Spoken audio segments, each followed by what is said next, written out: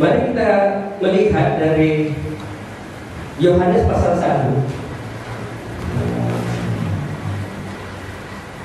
Saya mengajak kita untuk membuka Yohanes pasal 1.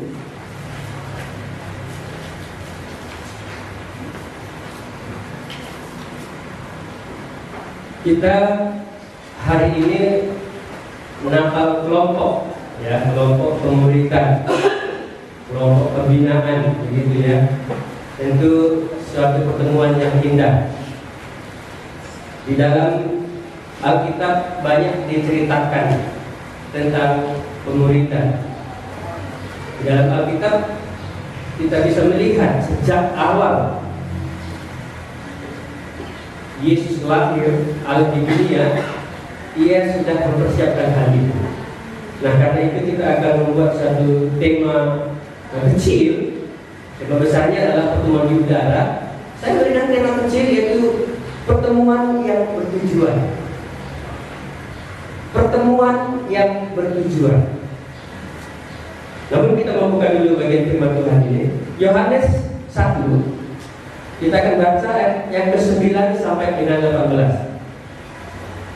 Yohanes 1 ayat yang ke-9. Ya, saya kira ada di depannya. Kalau ada kitabnya mari kita buka juga Bapak. Mari kita baca secara bersama-sama ayat ini. Ya, bersama-sama. Ayat 9 sampai dengan 18. 1, 2, 3. Terang yang sesungguhnya yang menerangi setiap orang sedang datang ke dalam dunia. Ia telah ada di dalam dunia dan dunia dijadikan olehnya, tetapi dunia tidak mengenalnya. Ia datang kepada milik kepunyaannya, tetapi orang-orang kepunyaannya itu tidak menerimanya. Tetapi semua orang yang menerimanya diberikan kuasa supaya menjadi anak-anak Allah, yaitu mereka yang percaya dalam namanya. Orang-orang yang diperanakan bukan dari darah atau dari daging, bukan pula secara jasmani oleh keinginan seorang laki-laki, melainkan dari Allah. Firman itu telah menjadi manusia dan dia di antara kita, dan kita telah melihat kemuliaannya, yaitu kemuliaan yang diberikan kepadanya sebagai anak tunggal Bapa, penuh kasih karunia dan kebenaran. Yohanes memberi kesaksian tentang dia dan berseru katanya, inilah dia yang kumaksudkan ketika aku berkata, kemudian daripadaku akan datang dia yang telah mendahului aku, sebab dia telah ada sebelum aku. Karena dari kepenuhannya kita semua telah menerima kasih karunia demi kasih karunia. Sebab hukum Taurat diberikan oleh Musa, tetapi kasih karunia dan kebenaran datang oleh Yesus Kristus. Tidak seorang pun yang pernah melihat Allah, tetapi anak tunggal Allah yang ada di pangkuan Bapa, dialah yang menyatakannya. Baik, terima kasih. Pertemuan yang bertujuan. Kita bertemu di sini ada tujuannya. Apa tujuan kita hari ini bertemu? Tadi MC bilang memperingati Natal, katanya ya. Seperti inilah pertemuan kita dalam memperingati Natal. Ya, coba lihat dulu kanan kirinya ya. Sudah kenal semua yang ditemui ini? Kalau ada yang nggak dikenal, supaya waspada. Takut ada corona begitu ya. Saudara-saudara, hidup tanpa tujuan adalah sia-sia. Sama-sama kita lagi. 1, 2, 3 ya. Hidup tanpa tujuan adalah sia-sia. Jadi kalau kita hari ini hidup harus punya tujuan. Kalau enggak artinya ya sia-sia. Ngapain hidup? Kalau enggak ada gunanya, ya udah mati saja. Ini kalimat kedua saya keluarkan. Hidup tanpa arti sama dengan mati. 1, 2, 3 ya. Hidup tanpa arti sama dengan mati. Hidup tanpa arti sama dengan mati. Jadi kalau kita hidup sudah 60 tahun, nggak ada artinya, sebenarnya kita sudah mati. Ya, kalau kita masih remaja, kita hidup belum punya arti, sebenarnya kita sudah mati. Anak-anak juga demikian, ya. Anak-anak juga demikian, harus punya arti. Untuk apa saya ada di dunia ini? Ya, waktu seorang ibu atau seorang ayah sepakat untuk memiliki seorang anak, pasti dia punya tujuan. Seorang yang memilih satu pekerjaan, pasti dia punya tujuan.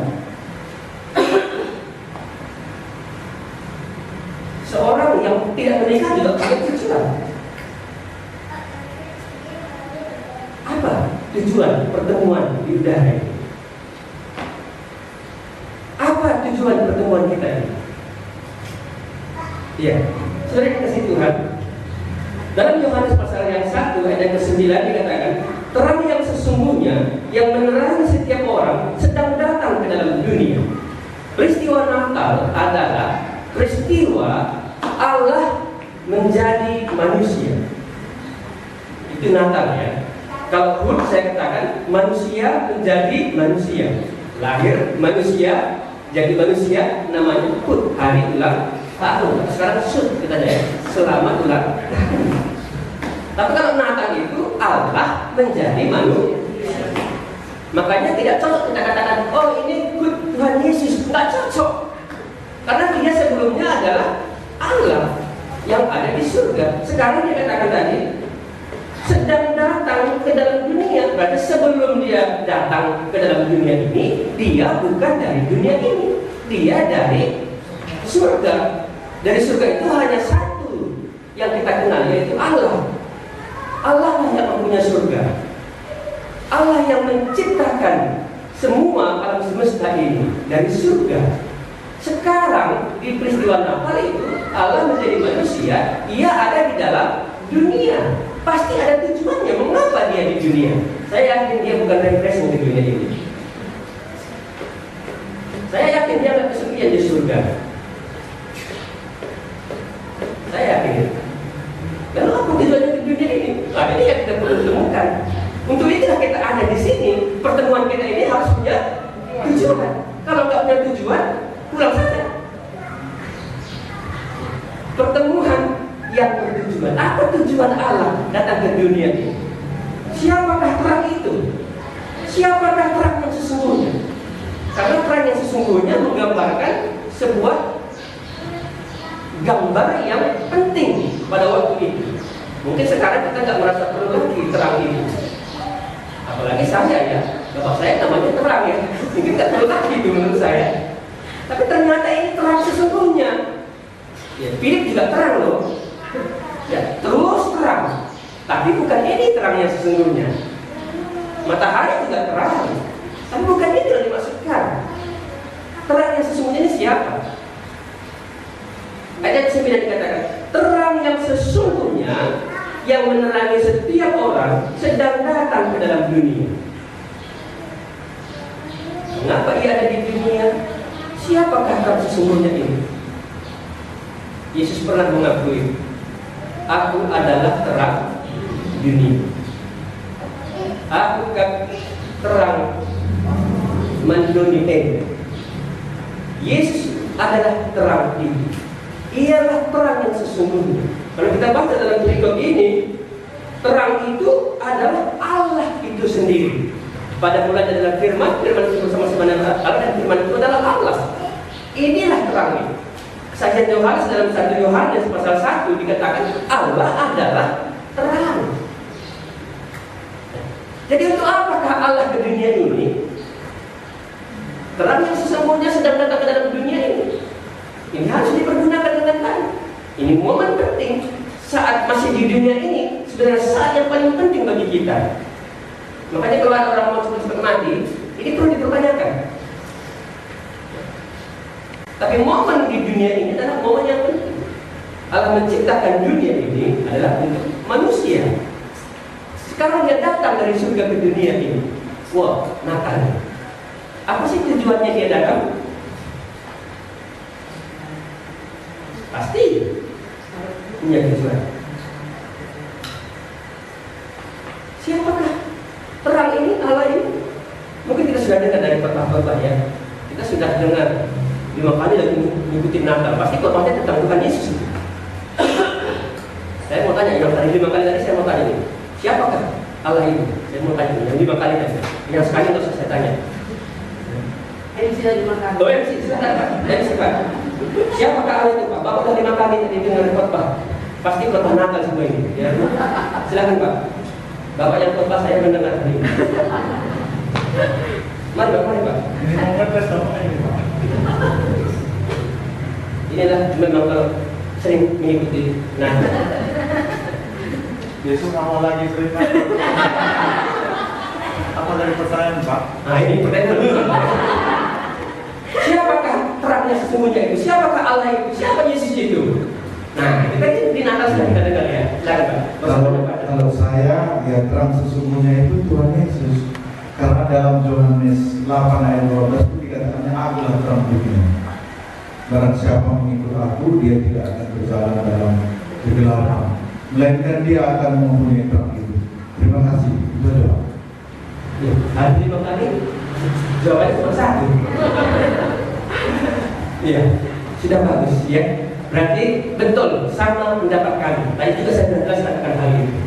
Terangnya sesungguhnya ini pasti bukan bapak saya, pasti bukan Philip, pasti bukan matahari. Itu adalah Yesus sendiri, Allah yang menjadi manusia. Nah, kalau demikian dikatakan ia ada di dalam dunia, apa artinya dia dalam dunia ini? Menggambarkan apa ini? Saya menggambarkan itu berarti dia sudah dekat. Surga itu di mana sebenarnya? Kita nggak pernah tahu. Mereka yang tahu di beberapa kali ini, kita nggak tahu. Tapi menurut Alkitab, surga itu ada di atas. Surga itu tempat Allah, bersama-sama dengan Allah. Susah kita untuk memahaminya. Karena itu dia datang ke dunia ini supaya kita bisa dekat dan kita bisa memahaminya. Sedang datang ke dalam dunia. Sekarang ia ada di dunia, berarti dia dekat. Ada lagi dikatakan apa?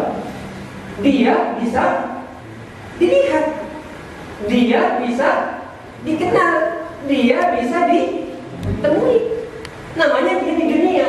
Kalau di surga, di mana saya bisa ketemu dia? Surga saya nggak tahu di mana.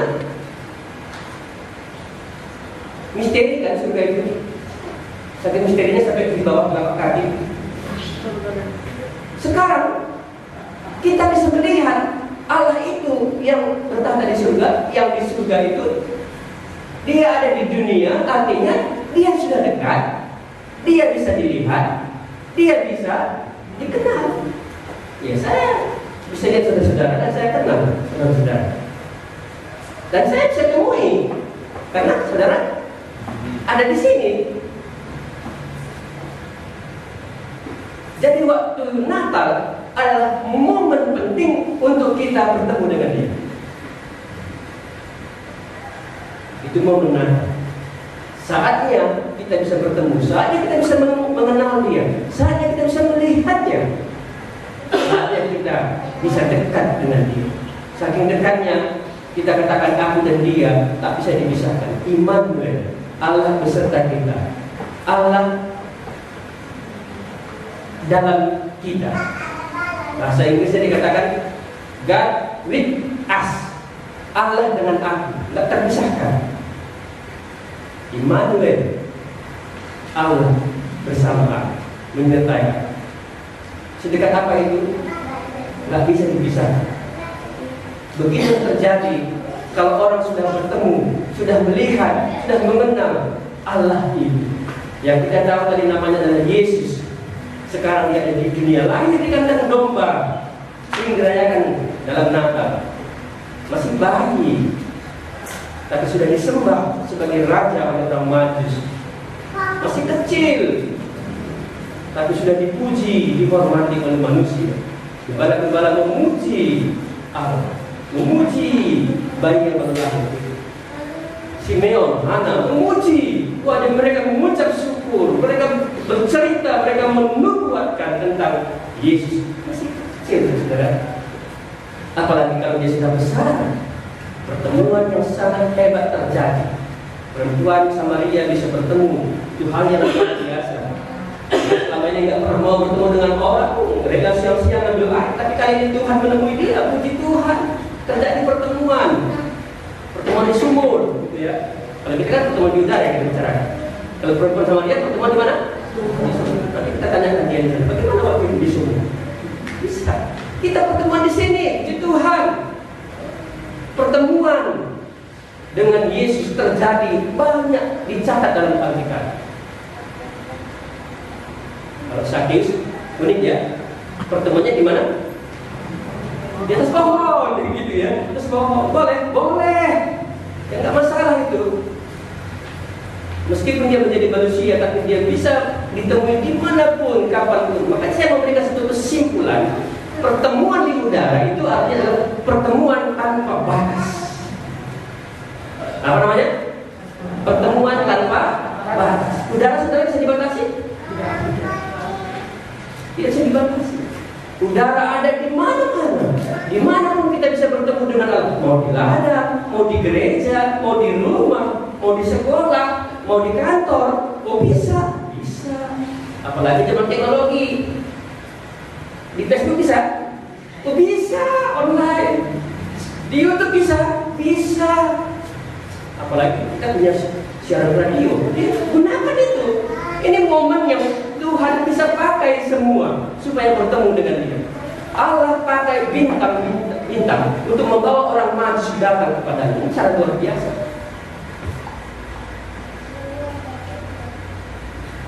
Allah pakai malaikat untuk berbicara kepada gembala-gembala supaya mereka datang kepada Yesus. Hari ini banyak yang cara yang dipakai Allah untuk kita bisa bertemu dengan dia. Teknologi bukan membuat kita jadi takut, enggak. Harus kita syukuri itu bisa dipakai secara luar biasa.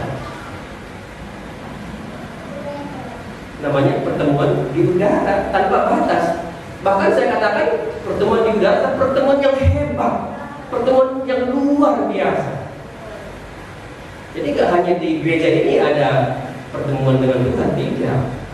Tapi dimanapun bisa hal itu terjadi. Saya punya pengalaman pertemuan dengan Tuhan itu pulang dari ladang loh. Di situ saya mendengar Tuhan berbicara, sebab kamu telah dibeli dan harganya telah dibayar. Karena itu mulia Allah dalam dulu. Saya mau membaca firman Tuhan, saya selalu melihat Tuhan ada di situ dan saya bertemu dengan dia dan saya berlutut di jalan itu. Saya masih tahu tempat itu sampai hari ini. Wah, pertemuan di jalan kayak Paulus. Pertemuannya di mana? Jalan ke? Jangan sini loh. Jangan ada apa-apa. Pertemuan di udara tanpa batas, pertemuan yang luar biasa. Ini pengalaman yang tidak bisa diganggu-gugat. Ini aku dan Tuhan terjadi pertemuan ini. Pertemuan orang yang mulai jatuh cinta saja begitu luar biasa rasanya. Setelah menikah baru berat rasanya. Iya, pertemuan mulai jatuh cinta itu indah rasanya loh, luar biasa. Tapi setelah dia menikah bertemu tiap hari, dia pening. Bapaknya nggak pulang ini, gimana? Itu datang itu nasi belum masuk mana mamanya ini.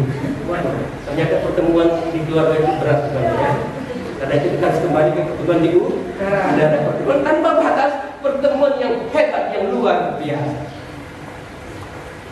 Itulah maka dia datang ke dunia supaya kita bisa bertemu dengan dia. Sedekat aku dengan dia tanpa batas. Ada orang mengatakan ada bertemu dengan Tuhan, tapi setelah itu berhenti. Wah, ini enggak betul ini. Pertemuan dengan Tuhan itu saya tahu pertemuan tanpa batas. Terus dia akan bertemu dengan Tuhan, bukan hanya sekali ini. Saya tahu kalau pada waktu orang jatuh cinta saja dia bertemu enggak sekali itu saja, langsung dia ingin ketemu. Apalagi sudah menikah, pasti dia selalu bertemu. Amin. Oh ya pasti kalau dia menikah, tapi tidak pernah ketemu bahaya nih. Ya, pertemuan di udara, pertemuan tanpa batas, pertemuan yang luar biasa. Disinilah kita melihat betapa indahnya hidup ini. Kalau kita belum bertemu dengan dia, kita belum bisa merasakan indahnya hidup ini. Lalu apa tujuannya pertemuan itu? Apa tujuannya pertemuan itu? Tuhan punya tujuan, saudara. Dia sengaja bertemu dengan Sakeus, ada tujuannya. Dia bertemu dengan perempuan Samaria, ada tujuannya. Dia bertemu dengan Simeon, dengan Hana, dengan Maria, dengan Yusuf, dengan gembala-gembala, dengan siapa? Orang Majus. Itu ada tujuannya.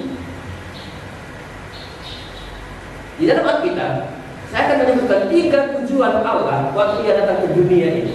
Dan kita bisa menemui Dia, kita bisa bertemu dengan Dia. Dan 3 tujuan Allah, saudara. Ketiga ini akan kita pelajari bersama-sama. Yang pertama, supaya kita menjadi anak-anak Allah. Yang kedua, supaya kita menjadi murid. Yang ketiga, supaya kita menjadi saksi. Yohanes 1 ayat 12 dikatakan apa? Tetapi semua orang yang menerimanya diberinya kuasa supaya menjadi apa? Anak-anak Allah.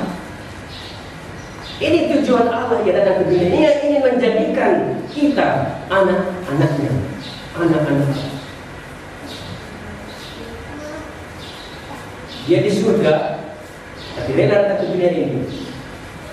Dia ingat ada manusia ciptaan yang istimewa itu sudah berdosa, tapi dia sekarang mau angkat jadi anak-anaknya. Ini tujuan Allah. Mengapa Ia datang ke dunia ini? Anak-anaknya tentu pasti akan diselamatkan. Kita juga anak kita, kalau ada masalah kita perlu selamatkan. Ujian aja gagal, kita mau ajari supaya dia jangan gagal.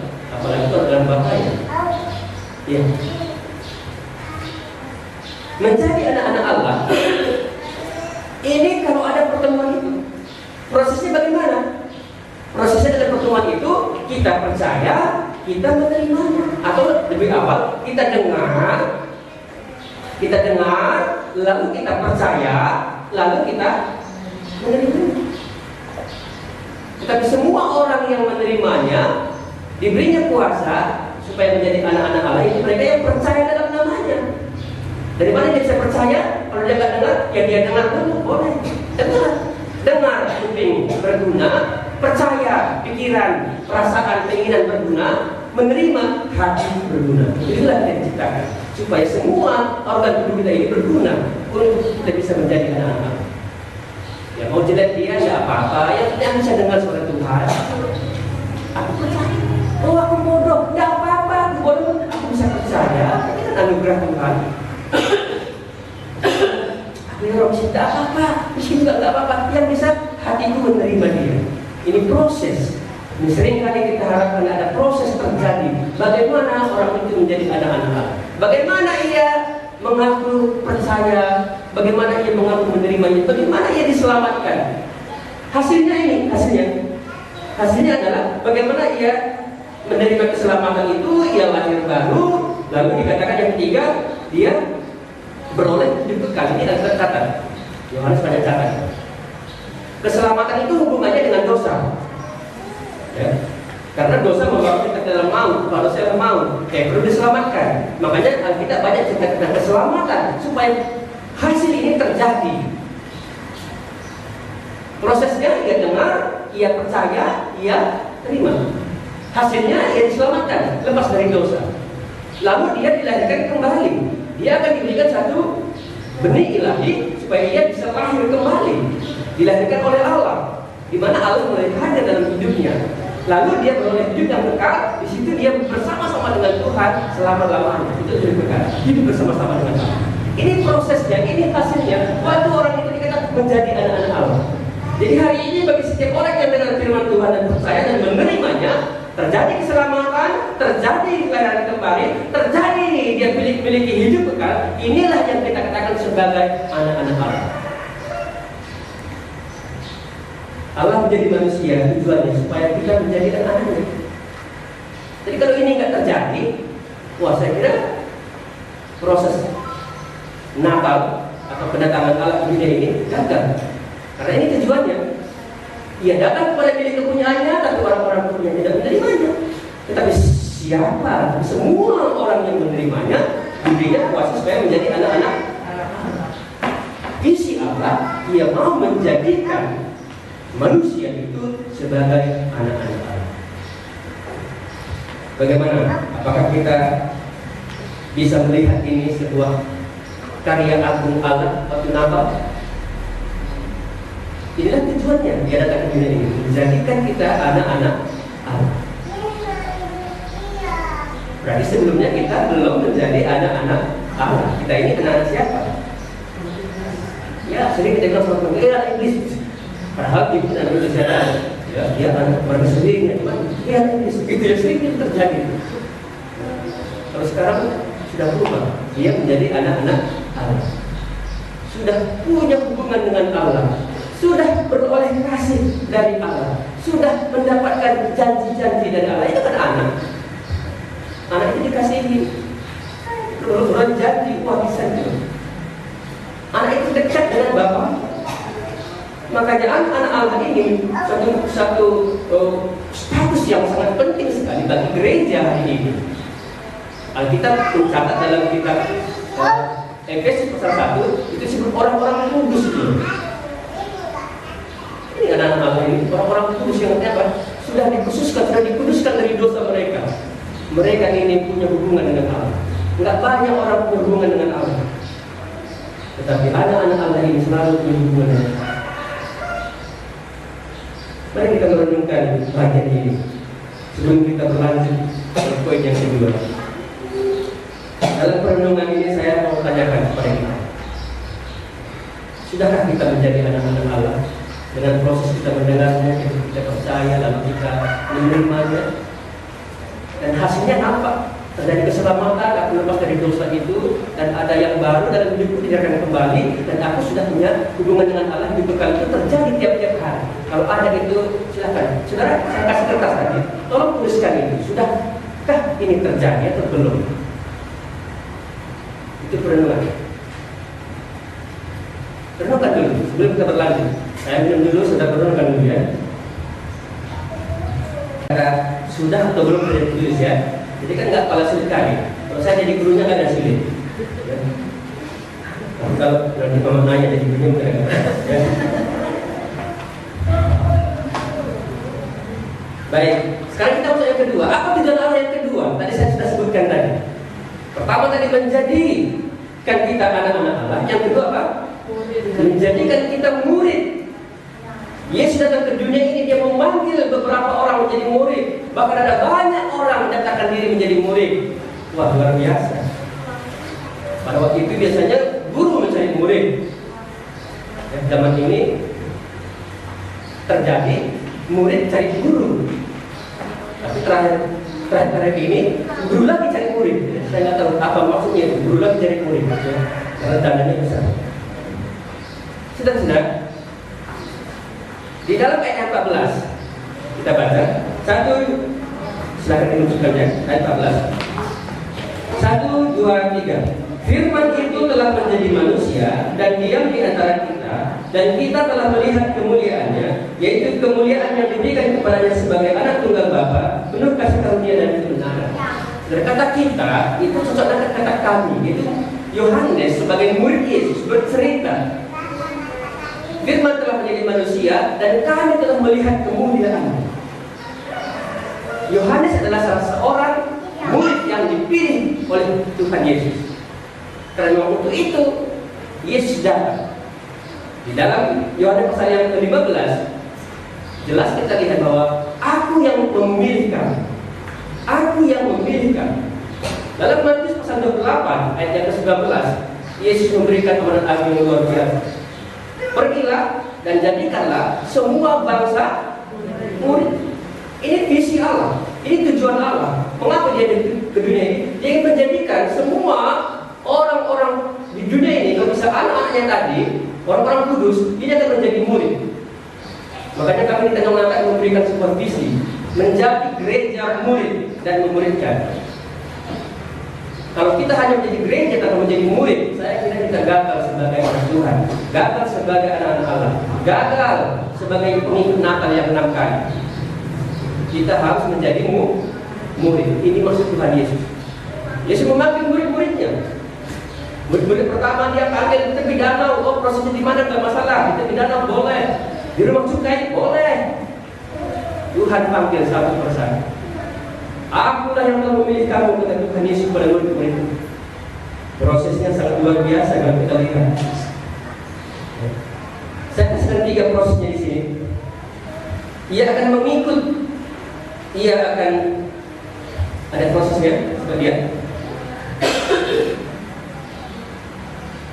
Proses menjadi murid sudah digambarkan dalam Alkitab. Ia akan mengikut, ia akan bertobat, ia akan taat. Ya, ketaatan. Saudara, proses menjadi murid waktu Tuhan panggil supaya murid-murid mengikuti Dia. Murid-murid ikut Yesus. Mengapa? Maksud Yesus itu prosesnya seperti itu, supaya murid-murid ini bisa disiplin. Makanya pemuridan yang dibilang dalam Alkitab adalah bukan pemuridan yang belajar saja, status bukan, tapi murid yang disiplin, disciple. Jadi Yesus waktu datang ke dunia ini, Allah waktu datang ke dunia ini, Dia mempersiapkan seorang murid yang disiplin. Maka itu Dia panggil satu persatu untuk ikut dengan Dia, mengikuti, menyertai Dia. Hari ini perlu kita terapkan dalam proses pemuridan. Siapa sebenarnya yang disiplin? Yang setiap waktu ada jadwal, dia tepat waktu dan dia hadir dan dia selalu mau belajar. Saya mendidik jemaat di tempat kami itu, mari kita membaca Alkitab satu perikop 1 minggu. Nggak begitu sulit ya, 1 minggu saya kira nggak sulit. Dan saya katakan kalau bisa minimal 4 kali 1 minggu dibaca. Selama sekali baca bisa dibaca ulang-ulang. Nah, ini agak sulit ya. Jadi bisa beberapa kali baca satu perikop ini. Namanya sate, saat teduh. Berikan waktu satu untuk teduh dengan Tuhan, dengar suara Tuhan. Saya akan mengikuti ini atau tidak. Proses pemuridan adalah dengan cara demikian. Penggembalaan juga demikian. Pemuridan juga sama. Nanti pemuridan akan lebih tinggi lagi. Kami siapkan sebuah program bagaimana supaya menjadi murid. Ya, ada proses mentoring, ada proses kompak, dan ada juga proses training. Jadi supaya menjadi murid ini, karena murid ini adalah orang-orang yang sudah lahir baru tadi, yang sudah jadi anak Allah. Allah pilih dari sekian orang yang tadi itu untuk menjadi muridnya, yang mengikuti Dia, yang disiplin. Apa kegiatan murid ini? Nanti saya kasih tahu. Ya. Proses yang kedua, dia akan bertobat, dengan dosa, karena masih ada jejak-jejak dosa itu, cining-ciningnya dari dengan dia. Perlu kepala. Proses menjadi murid itu, seseorang itu bisa bertobat itu apa? Dia bisa meninggalkan dosanya. Metanoia ini dia meninggalkan dosa. Bukan dengan dosa itu harus selesai. Tapi yang dikatakan beriman. Iman itu apa? Dia menyerahkan hidupnya kepada Tuhan. Dia tinggalkan dosanya, serahkan hidupnya kepada Tuhan. Makanya bertobat dan beriman itu adalah sama. Tapi satu bertobat dengan dosa, beriman itu juga dengan Allah. Jadi di situ proses yang terjadi. Proses ini harus dilalui.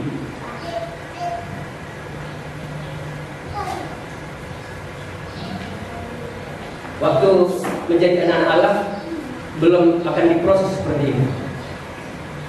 Terima Yesus jadi anak, puji Tuhan, amin. Dosanya lakukan Tuhan yang urus. Tapi dalam pemuridan urus ini. Berdoa. Dalam proses pemuridan yang ketiga itu perlu ketaatan. Ketaatan adalah satu komitmen untuk mengikuti terus menerus, satu keputusan untuk tetap setia. Ini ketaatan. Ada komitmen. Seorang murid, Yesus mau murid-murid punya komitmen ini. Kata orang, siapakah aku ini? Sekarang murid kamu, siapakah aku ini? Saya mau dengar seperti apa keputusannya.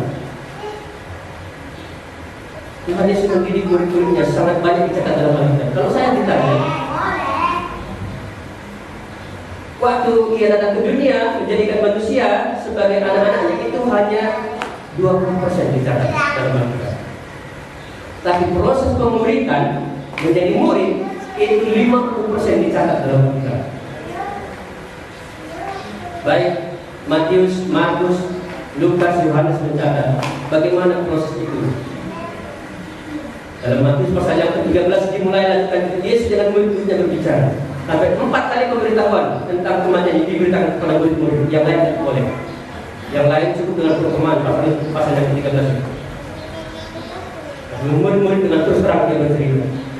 Dalam kitab Markus juga sama, kitab Lukas juga sama, Yohanes juga demikian. Saya ingin mengajak kita dulu Alkitab Yohanes pasal yang ke-6.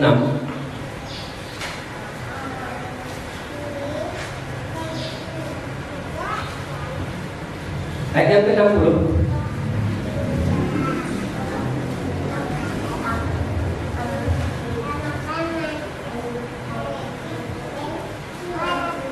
Yohanes 6 ayat yang ke-60.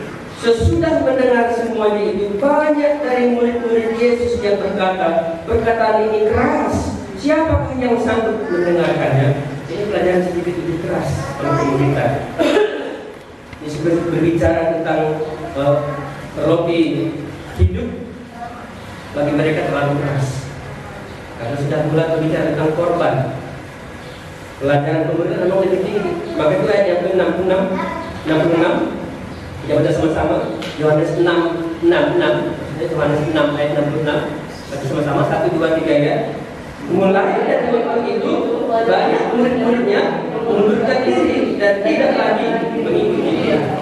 Tuh, maka 666 ini berbahaya memang ya. Ini adalah daftar orang-orang yang mengundurkan diri. Karena berat ini.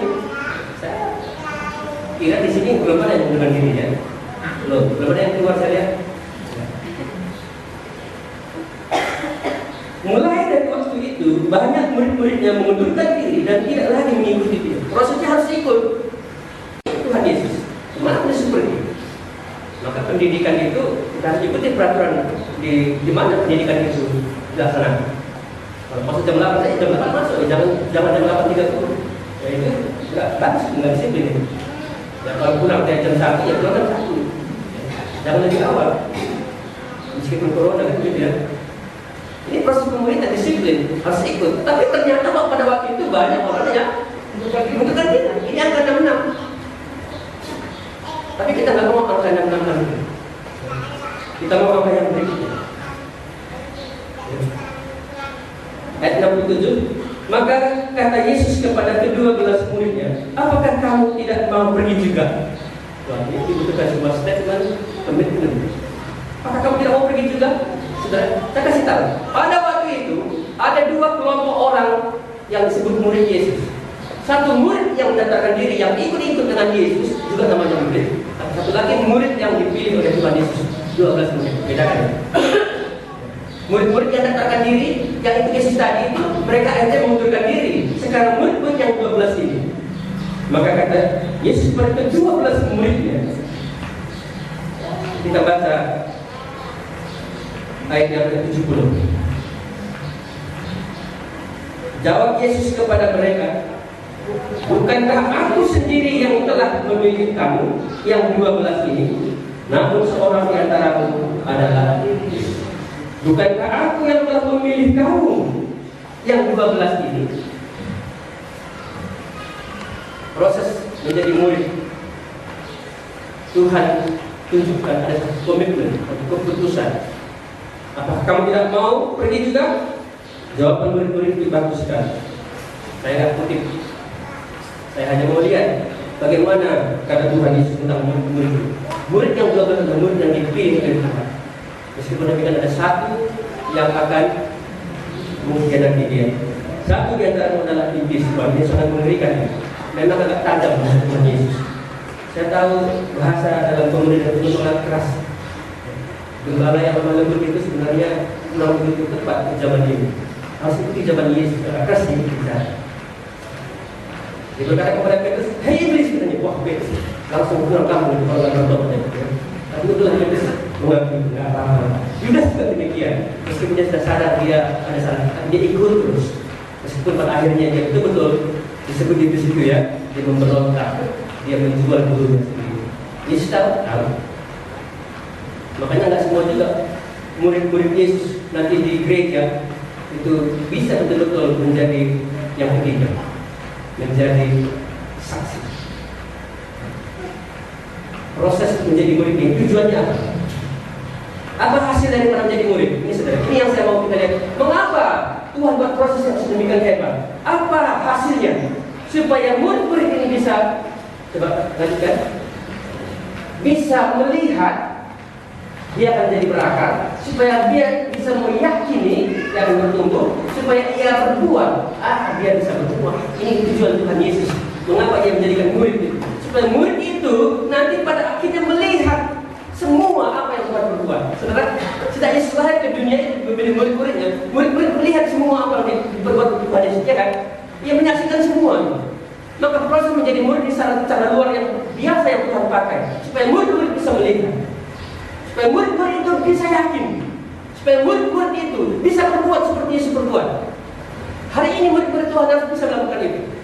Makanya katanya dalam Yohanes 1:14, Firman itu telah menjadi manusia dan dia di antara kita, dan kami telah melihat kemuliaannya. Semua yang diperbuat Tuhan Yesus itu kami sudah lihat. Inilah murid. Sebagai murid Yesus Kristus, jadikan semua bangsa muridku supaya mereka melihat apa yang diperbuat itu. Kalau hari ini kita belum bisa seperti ini, saya kira kita perlu lagi diproses kembali.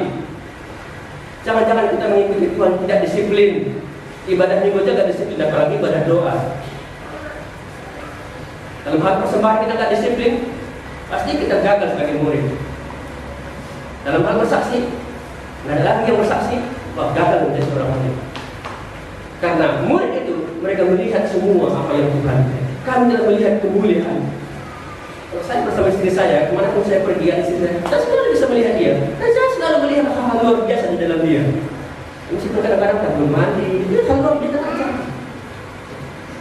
Tetapi dalam hubungan ini ada satu kemuliaan di balik semua itu. Tahukah saudara kawan? Hanya Injil Yohanes yang mencatat kemuliaan itu bukan di puncak gunung kemuliaan, tapi kemuliaan itu ada pada kayu salib. Kayu salib adalah lambang penderitaan, lambang kematian. Tapi bagi Yohanes, istilah kemuliaan itu terjadi. Selesai di kayu salib itu, saudara. 7 ucapannya di kayu salib itu menggambarkan kemuliaan yang luar biasa. Mungkin bagi kita hari ini tidak siap menerima. Kalau dikatakan penyakit itu kemuliaan, kematian itu kemuliaan, kegagalan kemuliaan. Yohanes melihat semua itu. Kami telah melihat. Nanti di bagian terakhir waktu dia bersaksi, dia berkata, apa yang telah kami lihat, apa yang telah kami dengar, apa yang telah kami meraba. Saudara-saudara, ini kesaksian yang luar biasa. Tapi di poin ketiga, di sini dia baru belajar seolah menjadi murid. Nanti di bagian suratnya 1 Yohanes itu dia sudah menjadi seorang saksi. Tapi ini proses yang terjadi dan ini tujuan Allah supaya mereka melihat, dan kalau mereka melihat, mereka akan berakar, saudara. Apa yang kita lihat ini tidak bisa digabungkan. Seorang martir yang bisa melihat, dan itu sebagai kesaksian yang hebat sekali dan punya kekuatan, mati pun dia rela demi apa yang dilihatnya. Itulah kesaksian. Apa yang kita lihat hari ini, baik dari kita baca atau waktu kita saksikan seperti itu tujuan supaya kita berakar. Seorang murid harus punya akar yang kuat. Bukan hanya pohon yang perlu akar yang kuat, tapi murid juga harus berakar dalam Kristus Yesus. Kalau dia nggak pernah lihat Yesus, dia nggak pernah baca, tidak pernah dengar Yesus, tidak akan mungkin dia berakar. Ini proses menjadi murid. Saya rindu supaya kita semua menjadi murid Yesus yang berakar.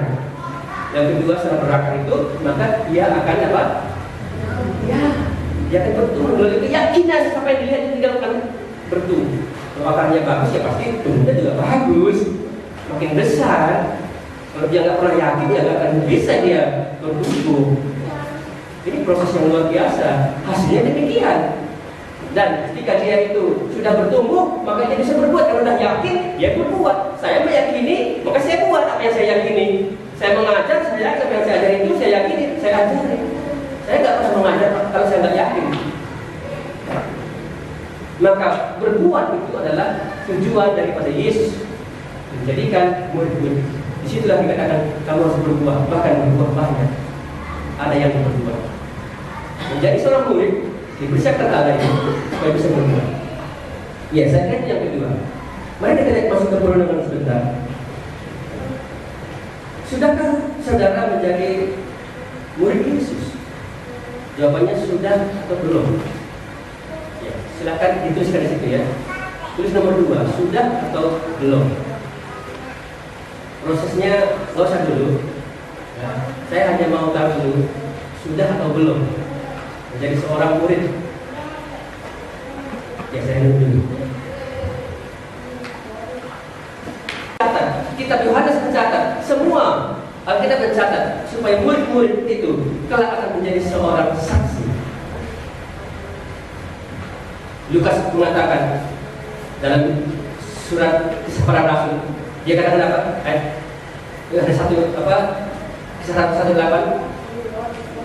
Tetapi kamu akan menjadi saksi apa ya? Iya. Tapi kamu yang menerima kuasa itu orang pun saksi kamu, kamu akan menjadi apa? Saksi.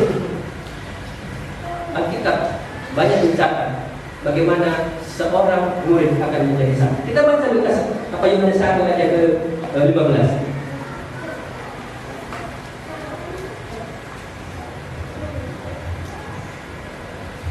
Satu ayat yang 15. 1, 2, 3. Yohanes memberi kesaksian tentang dia dan berseru katanya, inilah dia yang dimaksudkan ketika aku berkata, kemudian daripada akan datang dia yang telah mendahului aku, sebab dia adalah ada sebelum aku. Ini Yohanes Pembaptis. Ia memberi kesaksian. Kalau kita baca kembali dari awal ayat yang ke-6, datanglah seorang yang diutus Allah, namanya Yohanes. Ayat 7 kita sama-sama baca supaya ia datang sebagai saksi untuk memberi kesaksian tentang perang itu, supaya oleh dia semua orang menjadi percaya. Yohanes Pembaptis lahir ke dunia ini dari seorang Elisabet yang sudah tua renta. Tuhan punya tujuan supaya Yohanes Pembaptis ini menjadi saksi Allah. Dan ia menyaksikan. Dalam pasal 1 ini ada banyak kita mendengar kesaksian Yohanes Pembaptis. Lihatlah anak domba Allah yang menghapus dosa dunia.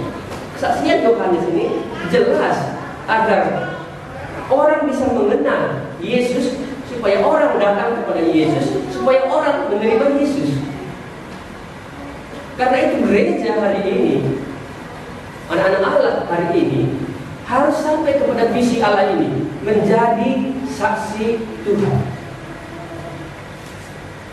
Tapi kalau dia nggak melihat, dia seorang murid, sulit dia bersaksi. Makanya hari ini nggak banyak orang bersaksi. Saya tahu nggak banyak orang bersaksi karena belum proses pemuridan yang disiplin.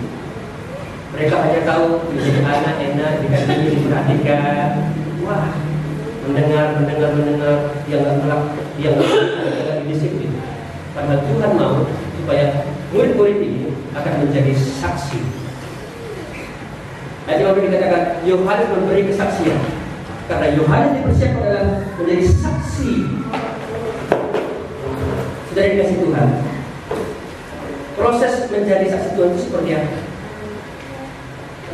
Saksi Tuhan sering kita sebut namanya adalah hamba Tuhan, seorang hamba, atau sering kita sebut juga namanya mungkin mentor ya, mentor.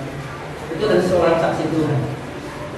Pendeta, penginjil itu adalah saksi Tuhan dalam satu kesempatan untuk bersaksi.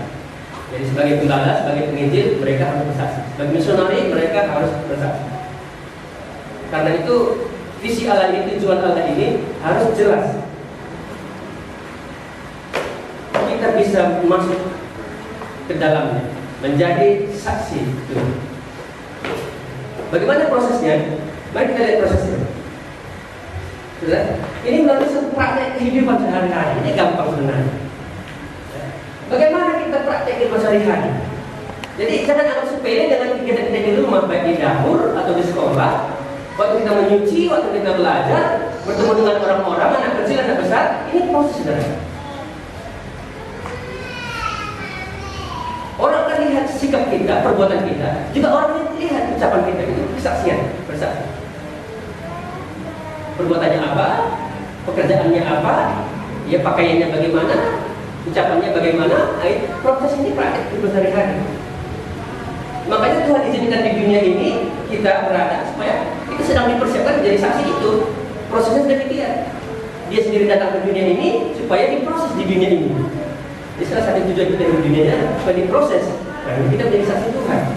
Setelah dia menjadi murid, dia akan menjadi saksi. Jadi seorang hamba Tuhan itu kan agak tinggi bahasa kita. Menjadi saksi mungkin mudah kita terima. Ya. Dia melalui proses kehidupan sehari-hari. Nah, yang kedua, ya, proses menjadi seorang saksi itu, dia akan menuliskan. Mari kita baca dulu bagian ini. 1 Yohanes 1.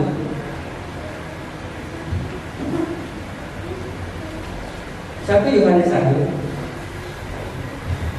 ayat yang ke-1 sampai dengan yang ke-4 mari kita baca bersama-sama.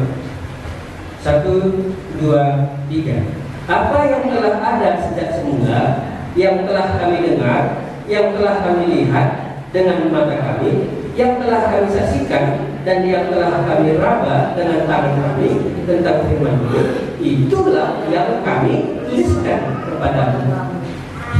Itu telah dinyatakan dan kami telah melihatnya, dan sekarang kami bersaksi dan memberitakan kepada kamu tentang hidup kekal yang ada bersama-sama dengan Bapa dan yang telah dinyatakan kepada kami. Apa yang telah kami lihat dan yang telah kami dengar itu kami beritakan kepada kamu juga, supaya kamu pun beroleh persekutuan dengan kami, dan persekutuan kami adalah persekutuan dengan Bapa dan dengan anaknya Yesus Kristus. Dan semuanya ini kami tuliskan kepada kamu supaya sukacita kami menjadi sempurna. Saudara, bagaimana proses ini seorang saksi ini? Kita lihat sini. Praktek kehidupan sehari-hari, lalu dia akan menuliskan apa yang dia lihat, yang dia saksikan, yang dia raba, dia tuliskan. Maka tadi saya kasih pulpen, karena kita tuliskan itu, dan dia akan menyaksikan, dia akan menceritakan itu. Nanti juga ada waktu kita untuk bersaksi. Itulah yang dikatakan Yohanes. Apa yang telah ada sejak semula, yang telah kami dengar, yang telah kami lihat dengan mata kami, yang telah kami saksikan, dan yang telah kami raba, itu adalah kehidupan sehari-hari dengan tangan kami ini tentang kemudian, itulah yang kami tuliskan. Jadi prosesnya adalah tuliskan itu. Tidak apa-apa, saya sudah hafal. Tuliskan itu. Kalau kita menjadi saksi Tuhan, jangan diandalkan memori otak kita yang kecil ini. Gampang lupa. Gunakan pulpen. Apalagi pulpen emas kalau ada. Kalau 1000 kali susah. Tapi karena luar biasa ya gitulah. Saudara, orang Tiongkok berkata, setetes tinta lebih baik daripada sejuta ingatan. Sekali lagi ya, setetes tinta lebih baik daripada sejuta ingatan. Bisa ikut dengan saya? 1, 2, 3 ya. Setetes tinta lebih baik daripada sejuta ingatan. Saudara ingat sakit cinta, kalau sakit lepas benar, memorinya terganggu. Kalau tulis, tidak akan hilang. Apalagi tulis masukkan ke Google, hilang katanya ya. Simpan di Google. Tulis di Google, banjir hilang. Wah, banjir. Karena itu saya tidak nulis. Tulis lagi di Google, tulis lagi di Google. Silakan, bagus. Apalagi zaman sekarang kita banyak menulis, kapan pun bisa menulis itu. Setiap detik-detik yang terjadi kita tuliskan itu pasti benar. Ini proses saudara. Kalau kita nggak pernah menulis sampai hari ini, jadi mood kita katakan, dan bagaimana kita menjadi saksi Tuhan? Oke. Saya berkorban dengan tulisan tadi. Yang ketiga, itu melalui kesaksian. Dia harus bersaksi. Disaksikan. Kegagalan anak-anak itu adalah mereka nggak pernah bersaksi.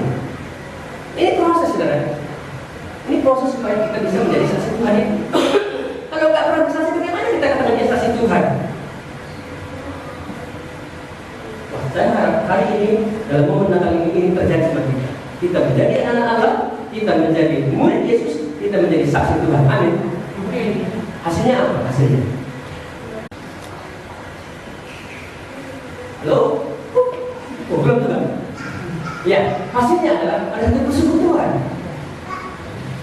Di dalam ayat ketiga dikatakan, apa yang telah kami lihat dan yang telah kami dengar itu kami beritakan kepada kami juga, supaya kamu pun beroleh persekutuan dengan kami, dan persekutuan kami Bapa dan dengan anaknya Yesus Kristus. Saudara, waktu kita bersaksi kita punya tujuan juga supaya nanti kita bersekutu bersama-sama dengan hubungan dengan Allah Bapa, dengan Allah Anak, dengan jemaat. Persekutuan dengan kami itu gereja itu punya persekutuan dengan Bapa, dengan Yesus. Indahnya persekutuan itu. Maka pada waktu saya membuat lagu indahnya persekutuan itu, saya membayangkan seperti itu. Indahnya persekutuan kita semua. Ya belum persekutuan. Ini yang didapat oleh banyak orang. Kita mau bersekutu, untuk beliau nggak bisa corona. Untuklah dengan Tuhan kita bisa bersekutu kapan pun dan di mana kita bisa bersekutu. Amin. Ya, itulah ibadah kita, itulah persekutuan kita, gereja hari ini. Tujuannya ini, saksi Tuhan itu punya tujuan supaya semua orang bersekutu dengan Allah, bersekutu dengan Bapa dan Saudara. Kalau bisa mereka menjadi anak-anak Allah, mereka menjadi murid Tuhan lagi, mereka menjadi saksi Tuhan lagi, terus berputar seperti itu. Yang kedua, ayat yang keempat. Dan semuanya ini kami tuliskan kepada kamu supaya apa? Sukacita kami menjadi sempurna, saudara-saudara yang kasih Tuhan. Jadi saksi Tuhan jauh lebih sukacita daripada menjadi anak-anak Tuhan. Saudara bangga jadi anak-anak Tuhan, bangga, bagus. Saya tidak salahkan. Tapi itu sukacitanya belum sempurna, saudara. Sebelum saudara melihat semua itu, sebelum saudara berkarya berhasil, saudara belum bisa menyaksikan, menuliskan itu. Sebelum sesuatu yang terjadi pada diri saudara dari apa yang saudara dapatkan itu, saudara belum bisa mengalami sukacita yang sempurna. Makanya mengapa hamba Tuhan itu begitu bahagia, senang sekali meskipun beban berat terjadi. Sukacita yang sempurna, saudara. Kalau mau bicara tentang sukacita ini, sering bersekutu dengan hamba Tuhan. Bukan hanya makannya yang enak ya, bukan hanya makannya yang enak. Sukacita itu. Petrus meskipun dilempar batu dengan kepala ke bawah, disalibkan, dia mati, dia tetap bangga, dia bersuka-suka. Di tengah-tengah pencobaan, kata Yakobus, berbahagialah. Ini sukacita besar. Apapun yang terjadi, sukacita besar itu bagi hamba Tuhan, bagi seorang saksi. Mati pun dia rela, martir itu artinya dia siap mati. Stefanus berkata, aku melihat dia berdiri. Itu sukacita besar, saudara. Kematian bukan akhir dari hidup, itu permulaan dia melihat kemuliaan itu. Kematian bukan akhir. Makanya kata dalam kitab Wahyu, berbahagialah orang yang mati dalam Tuhan. Kenapa dia melihat kemuliaan itu? Sukacitanya besar. Paulus berkata, bagiku hidup adalah keuntungan. Apa? Mati adalah keuntungan. Kalau kita punya waktu hari ini di dunia ini belum seberapa keuntungannya. Saya nggak mau ceritakan, tapi saudara pengen jadi hamba Tuhan semua, siapa jemaatnya? Tapi ini yang terjadi bisa si Tuhan. Oh, mereka akan pulang dengan beria-ria. Wow. Awalnya pergi mencucurkan air mata, tiba-tiba pulang dengan beria-ria. Itu dalam Mazmur itu loh. Ini hamba Tuhan. Ini saksi Tuhan. Jangan takut jadi hamba Tuhan. Jangan takut jadi saksi Tuhan. Memang prosesnya harus berat, tetapi pada akhirnya sukacitanya menjadi apa? Sempurna. Kami sadar tubuh kami ini lemah, kata Paulus. Tapi bukan kami itu. Tuhan membuat kami begitu melihat kemuliaan itu. Kami merasa bahagia, bangga. Aku dipanggil dan dijadikan saksi Tuhan. Paulus rela karena dia lihat kemuliaan itu. Melihat kemuliaan itu, dia katakan apa? Itu belum seberapa dibandingkan penderitaan yang mengalami hari itu. Makanya ketika terjadi pertemuan di udara itu, dia akan dimuliakan, saudara.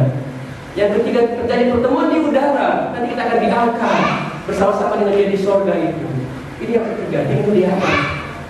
Siapa yang dimuliakan? Selama ini kita tahu Allah dimuliakan, tapi kali ini hamba Tuhan, hambaku yang baik dan yang setia, mereka yang menjadi saksi Tuhan, mereka akan dimuliakan, diangkat di awan-awan itu, di udara itu. Ini yang kita nantikan dalam Kristus Yesus. Ini terjadi bagi hamba Tuhan, bagi saksi Tuhan itu. Yesus berdiri menyambut Stefanus yang dilempar dengan batu itu. Artinya apa? Penghormatan. Tamu datang, kalau kita berdiri pada tamu terhormat itu. Tapi kalau anak perlu datang, mari permen. Apa? Anak perlu apa? Mari permen kamu. Itu dia. Enggak berdiri, saudara. Tapi kalau kali bukunya datang, menerima cinta dia. Ini terhormat. Stefanus seorang hamba Tuhan, seorang saksi Tuhan, martir itu, dia dihormati setinggi-tingginya. Mari kita siapkan diri kita hari ini di momen Natal ini. Pertemuan di udara yang akan terjadi, kita akan dimuliakan oleh Allah, dan kita akan bersama-sama dengan Dia selama. Hai hamba yang baik dan setia. Hari ini kita harus sampai dengan tujuan Allah ini. Kesimpulan mereka ini. Ya, pertemuan yang bertujuan menjadikan aku anak-anak Allah dan menjadikan aku murid Yesus serta menjadikan aku saksi Tuhan terhadap Tuhan. Ini adalah kata kita hari ini. Sekarang saudara saya kasih waktu untuk menulis. Silahkan tuliskan apa yang saudara mau tuliskan tentang hari ini. Tuliskan. Kalau saudara mau jadi saksi Tuhan, tuliskan. Nggak usah panjang-panjang. 3 kalimat paling penting, 3 kalimat paling banyak. Silahkan tuliskan sedikit. Kalau mau saksikan nanti itu MC yang ngatur. Kalau ini tuliskan 3 kalimat paling banyak. Bukan paling sedikit, yang paling banyak. 3 kalimat. Tuliskan itu. Apa yang saudara dapatkan hari ini, yang ingin saudara mau saksikan misalnya, atau saudara betul-betul menjadi saksi Tuhan, atau menjadi murid Tuhan, atau menjadi anak Tuhan, silakan saja tuliskan itu. Karena ini proses. Praktek kehidupan itu sehari-hari itu nanti saudara sendiri, ya. Bersaksi itu nanti dia bisa ngatur. Sekarang tuliskan itu, karena ini prosesnya. 3 kalimat paling panjang, 1 kalimat juga oke. Mungkin hanya berupa ada kalimat juga tidak masalah.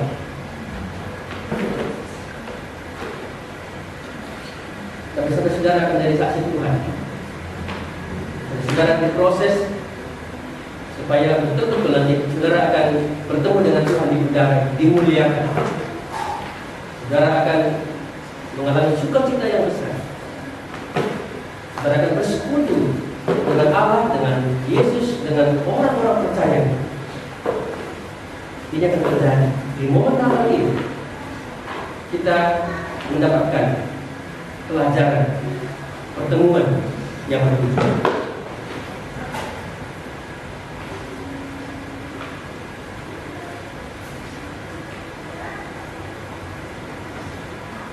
Saya pernah menulis begini. Ini nggak usah ditulis pun nggak apa. Ini coba saja. Tuhan, Engkau segalanya bagi. Ini sebuah kalimat penting.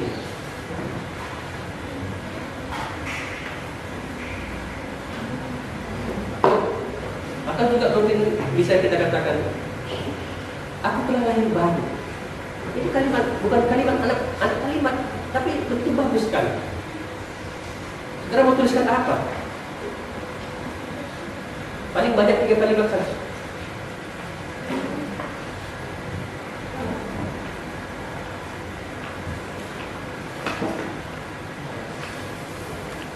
Apa yang saudara saksikan? Tetapi kamu juga harus bersaksi karena kamu dari semula bersama-sama dengan aku. Tetapi kamu juga harus bersaksi karena kamu dari semula bersama-sama dengan aku. Ini pesan Tuhan Yesus kepada murid-murid. Roh Kudus memang akan bersaksi, tapi kamu juga harus bersaksi. Pesan Yesus ini pesan akhir daripada Tuhan. Mari kita berdoa. Ya Tuhan, kami bersyukur karena momen Natal ini kami sudah melihat apa yang Tuhan inginkan. Tuhan yang tujuan datang ke dunia ini bukan sekedar kami kenal, bukan sekedar kami lihat, bukan sekedar kami bertemu, tapi ada sesuatu hal yang Tuhan inginkan supaya kami menjadi anak-anak Allah, supaya kami menjadi murid Yesus, dan supaya kami menjadi saksi Tuhan. Berkati kami semua dan segala tulisan yang kami tuliskan itu datang dari hati kami. Tuhan meteraikan dan buatlah kami sungguh-sungguh berbangkit hari ini, siap menjadi murid Tuhan di tengah-tengah dunia yang sunyi. Kami percaya dan Tuhan menyertai kami, dan Roh Kudus yang Tuhan berikan kepada kami, sehingga kami berani berkuasa untuk bersaksi di mana Tuhan tempatkan kami. Dengan Yesus Kristus kami berdoa dan bersyukur. Amin.